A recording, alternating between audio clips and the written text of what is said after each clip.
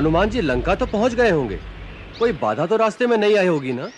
जो भक्ति, श्रद्धा और दृढ़ निष्ठा से अपने कर्तव्य पथ पर अग्रसर होते हैं, उनके मार्ग में यदि कोई बाधा आ भी जाए तो वो अधिक समय तक नहीं टिक सकती। हनुमान वीर भी हैं और भक्त भी हैं। वो अवश्य सफल मनोरथ होकर आएंगे।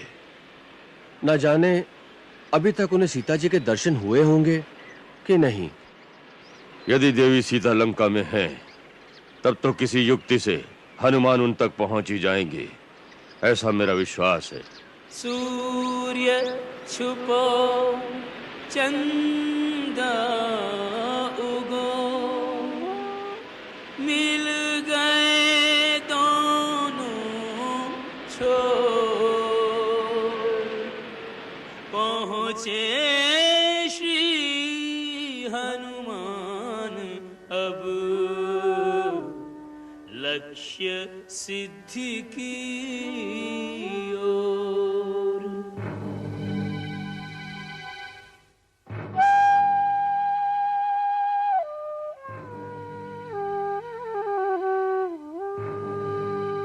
तन दुर्बल संतप्त मन, करत राम को जाप, धर्मशील गुण खान सिय, अपनो परिचय आप।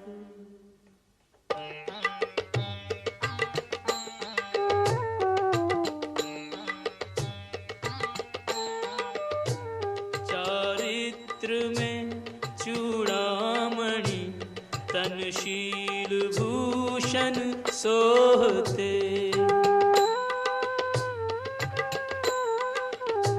नैना अथक अविराम, अपलक राम को मग जोहते।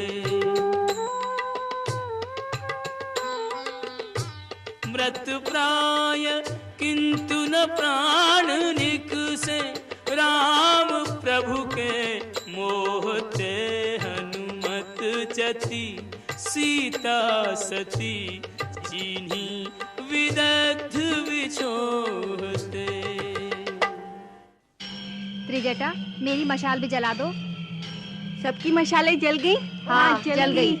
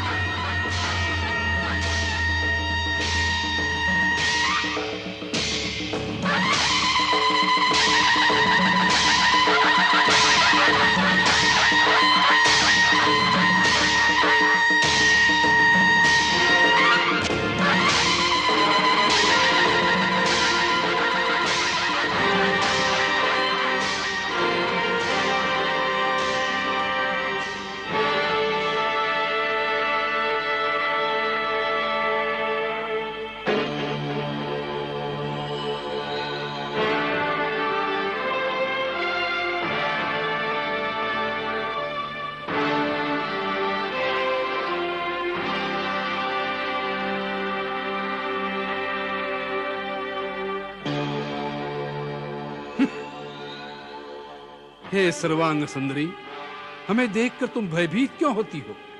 हम तो तुमसे प्रेम करते हैं। यह अनुपम सौंदर्य ब्रह्मा जी ने केवल तुम्हें प्रदान किया है। तुम्हारे पश्चात ऐसा रूप उन्होंने किसी दूसरी स्त्री को नहीं दिया। ऐसे रूप सौंदर्य की स्वामिनी होकर इस प्रकार पृथ्वी पर सोना, निरंतर चिंता करते रहना, मैले वस्त्र पहनना, कई कई दिन तक उपवास करना, यह सब तुम्हें शोभा नहीं देता। तुम्हारे लिए तो हमारे महल में दिव्य आभूषण, हीरे, मोती, माणिक, रेशमी परिधान, संसार के सर्वोत्तम भोजन, बहुमूल्य पेय पदार्थ अर्थात संसार के सारे सुख हाथ बांधे तुम्हारी सेवा के लिए खड़े हैं। तुम वहां आ जाओगी तो रानी मंदोदरी और हमारी सहस्त्र स्त्रियां दासियां बनकर तुम्हारी सेवा करेंगी।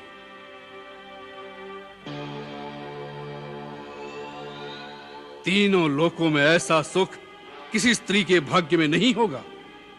सचमुच श्री राघव की धर्म पत्नी होने का परम सुख जो मेरे भाग्य में लिखा है, वो तीनों लोकों में किसी स्त्री के भाग्य में नहीं लिखा होगा। राघव की धर्मपत्नी बनने का सुख उस वनवासी भिक्षुक के पास अब क्या रखा है? अब उसके सपने देखना छोड़ दे मूर्ख स्त्री।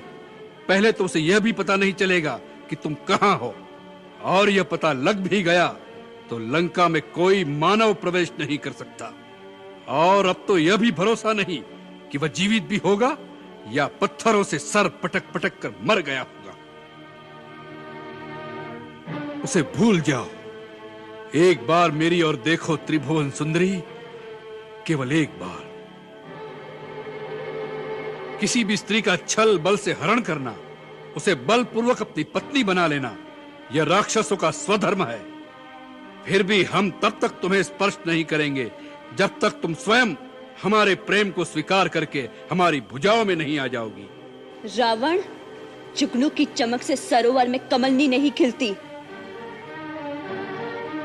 याद रखो, जिस प्रकार सूर्य से उसकी प्रभा अलग नहीं हो सकती, उसी प्रकार मैं भी श्री राम जी से अभिन्न हूं।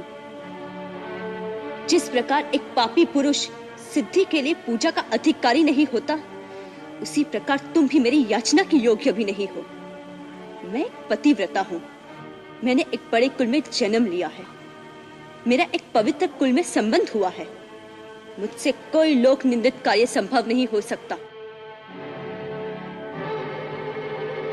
तुम अपना मन मुझसे हटा लो, नहीं तो इसी पाप की आग में तुम अपने स्वर्ण लंका समेत भस्म हो जाओगे।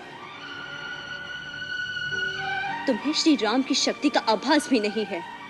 उनके धनुष की टंकार मात्र से लंका द्वीप समुद्र की गल में डूब जाएगा।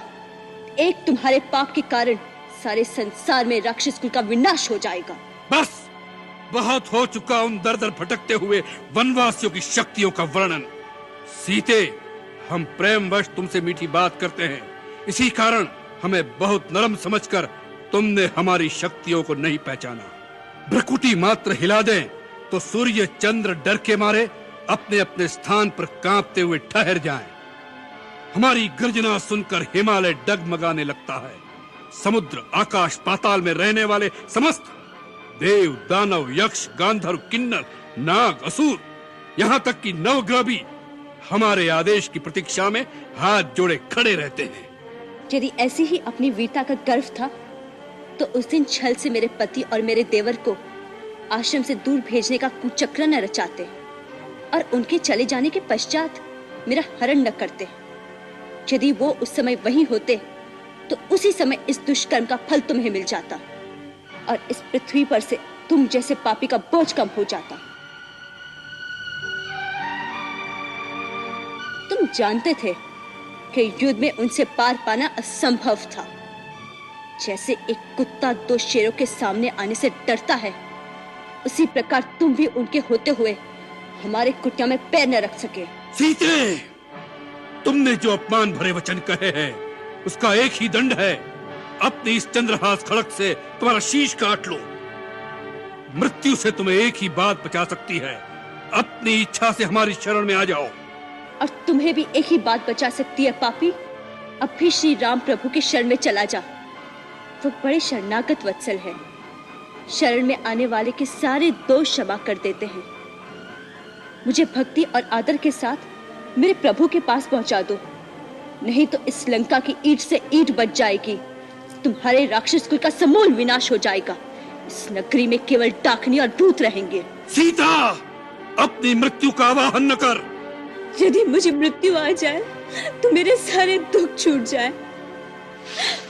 हे चंद्रहास खड़ग, यदि तुम भगवान शिव का वरदान हो तो तुम्हें उन्हीं भगवान की सौगंध है किस पापी से मेरी रक्षा करो, मेरा शीश काटकर मेरा पतिव्रत धर्म बचाओ, जिससे भगवान शंकर को भी पता चले कि ऐसे किसी कुपात्र श्वान की भांति कामी और पापी पुरुष को शक्तियां देने का परिणाम क्या होता है। अच्छी बात है, तो लो। नाथ, आप जैसे महान योद्धा, तीनों लोकों के स्वामी और ऐसे शक्तिमान राजा का एक निस्सहाय और अबला स्त्री पर अस्त्र उठाना शोभा नहीं देता। आप तो समस्त वेदों के ज्ञाता और परम ज्ञानी हैं। आप जानते हैं कि नीति भी स्त्री हत्या को अधर्म मानती है। यदि इसने किसी आवेश में आकर आपसे कुछ अपशब्द कहे हैं, तो आप उसे क्षमा कर दीजिए, क्योंकि इसी में आपका गौरव है। और फिर इस समय वो आपकी अतिथि हैं। उस रीति से भी आपको उसे इतना कठोर दंड नहीं देना चाहिए। अच्छी बात है। हम तुम्हें 2 मास की अवधि देते हैं।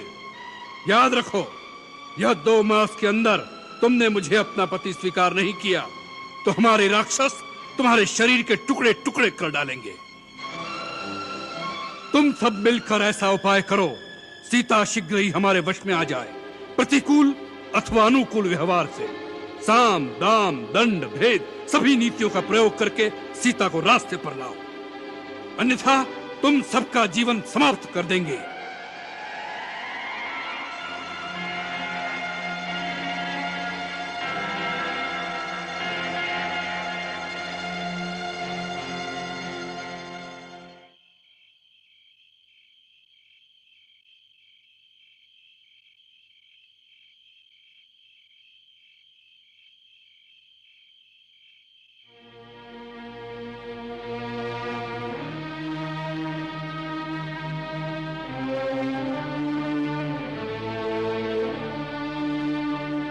सीते, तुम पुलत्स्य वंशज रावण की भार्या बनना भी कोई बड़ी बात नहीं समझती।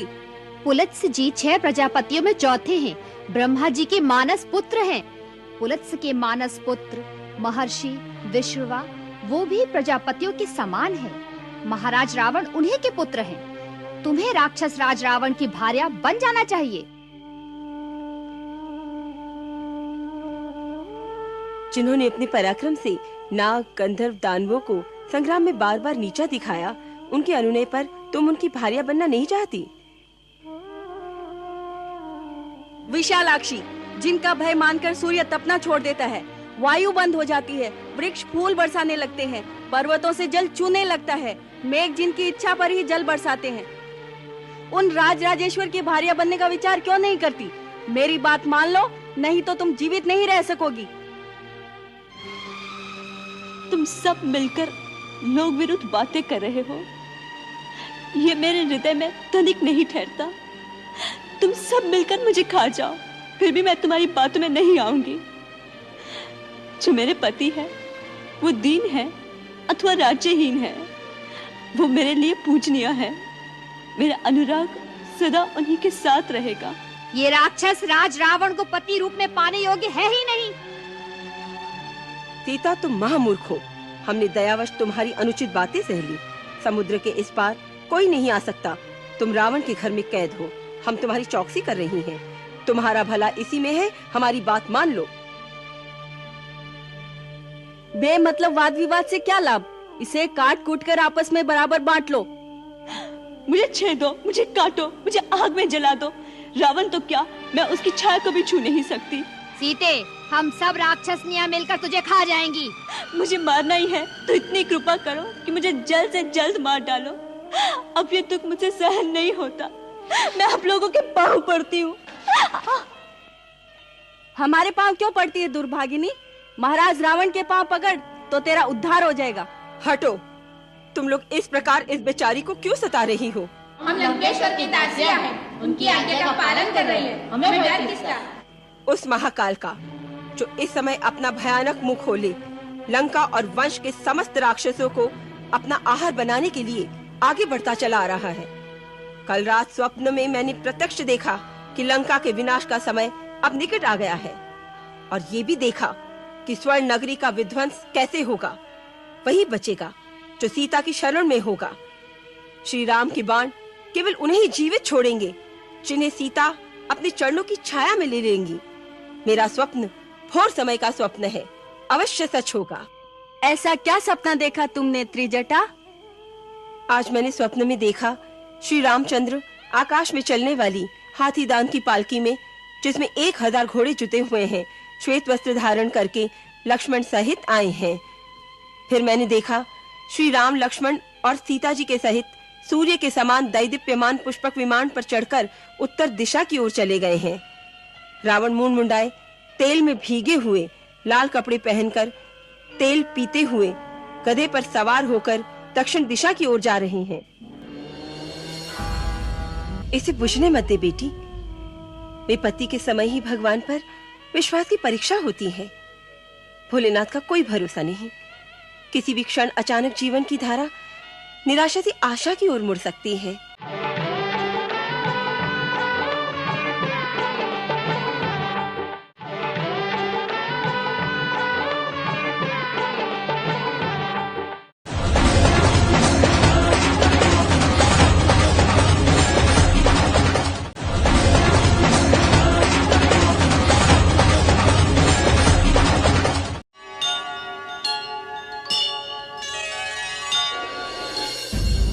फिर मैंने देखा अपना सर नीचा किए गधे से गिर पड़े।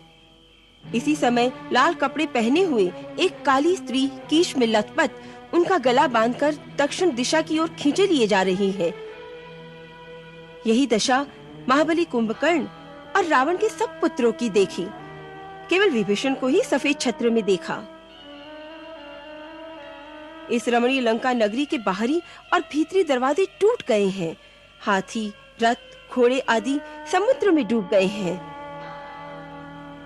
राख से लथपथ लंका में रमणीय राक्षसनियां पागलों की भांति विलाप कर रही हैं।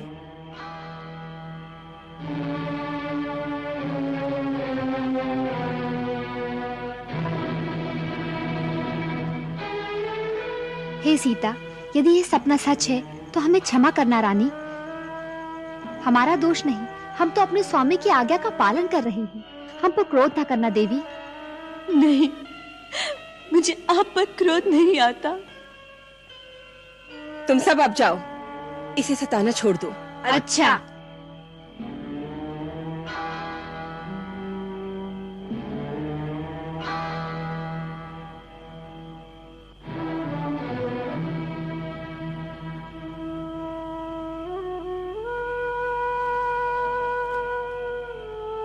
इन पर क्रोध मत करना बेटी। मुझे किसी पर क्रोध नहीं आता, केवल अपने आप पर आता है कि ऐसी अवस्था में पहुंचकर भी मेरे प्राण क्यों नहीं छूटते। अवश्य मुझ में कोई खोट होगा, जो पति से विहीन होकर भी मैं जीवित हूं। हे मृत्यु की देवी, हम सब तेरे बालक हैं। हम सबको एक न एक दिन तू अपनी गोद में बिठाती है। हे माता, मुझ पर उपकार कर, मुझे आज ही अपनी गोद में ले ले। मेरा जीना असहाय हो गया है, मुझे संताप से मुक्ति दिला दे। इसे बुझने मत दे बेटी। विपत्ति के समय ही भगवान पर विश्वास की परीक्षा होती है। भोलेनाथ का कोई भरोसा नहीं। किसी भी क्षण अचानक जीवन की धारा निराशा से आशा की ओर मुड़ सकती है। ये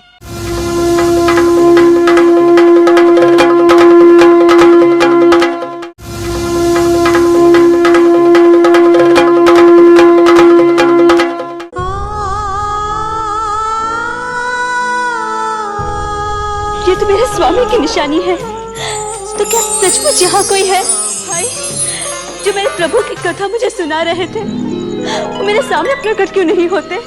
वानरों को अपनी पूंछ से बड़ी ममता होती है, वही उनका आभूषण है। अतः इसकी पूंछ जला दी। जय श्री राम।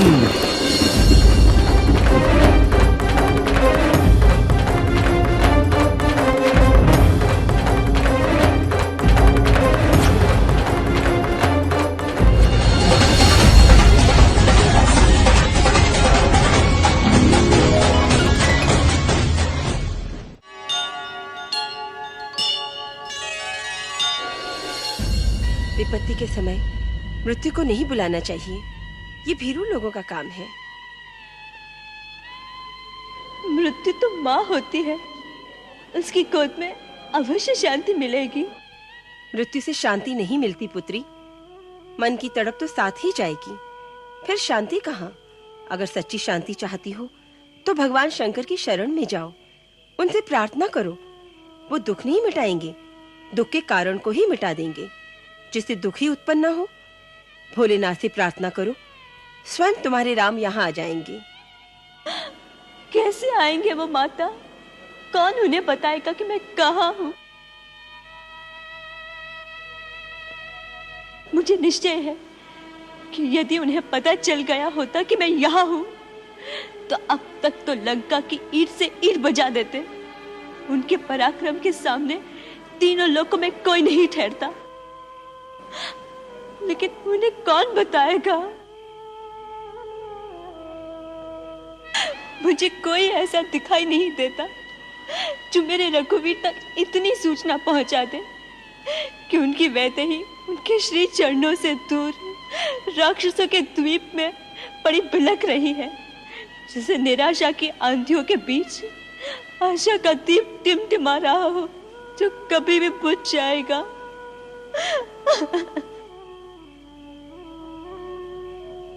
इसे बुझने मत दे बेटी।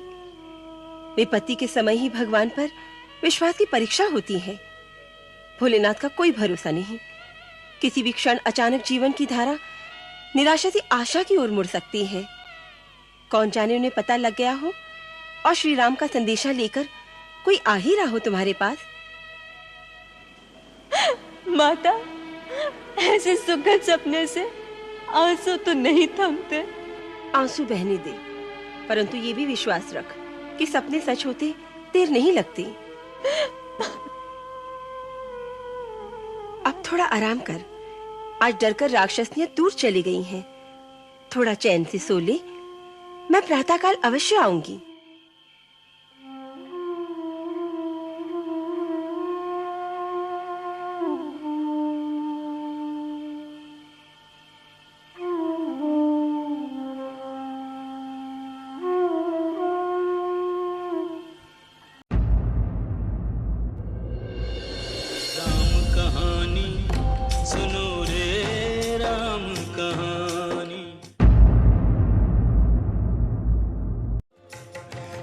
संग लाया प्रभु मुद्रिका निशानी।